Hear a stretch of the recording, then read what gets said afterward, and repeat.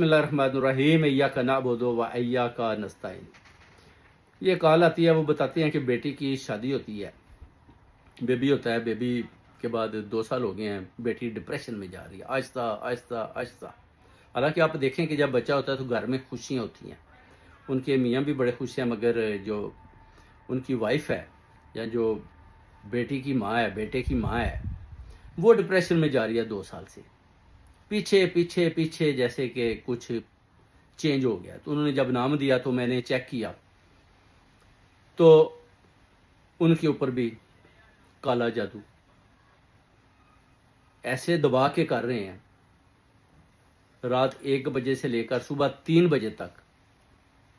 اندھیرے میں بیٹھ کر اس کے اوپر اور اس کے بچے کے اوپر، یعنی یہ اتنا خطرناک جادو ہے کہ اس سے موت ہو جاتی ہے انسانوں کی۔ وہ میں نے جب ان کے نام شام چیک کیے تو دیکھا کہ ان کے اوپر تعویذ الٹے بھی کیے گئے ہیں، کالا جادو ہر روز ان کے اوپر کیا جا رہا ہے، اور اس کا اثر بھی اتنا لمبا ہے کہ وہ جو بچی ہے وہ ڈپریشن میں چلی جاتی ہے۔ اب اس کے لیے میں نے ان کو وظیفہ بتایا کہ آپ نے اس وظیفے کو پڑھنا ہے، لا حول ولا قوت الا باللہ، یعنی یہ آپ نے مکمل پڑھنا ہے۔ اس کے بعد اس کو آپ نے پڑھنا ہے 419 ٹائم، 1 دفعہ سورہ الکوثر، 1 دفعہ آیت الکرسی، اور پھر 1 دفعہ سورہ اخلاص۔ یعنی نماز جمعہ میں ضرور آپ نے اس کو ایسے ہی پڑھنا ہے جیسے میں نے بتایا، مگر جب فجر کی نماز میں آپ پڑھتے ہیں تو ادھر آپ نے کوشش کرنی ہے کہ باوضو ہوں اور جو منہ آپ کا ہے وہ قبلہ رخ ہو۔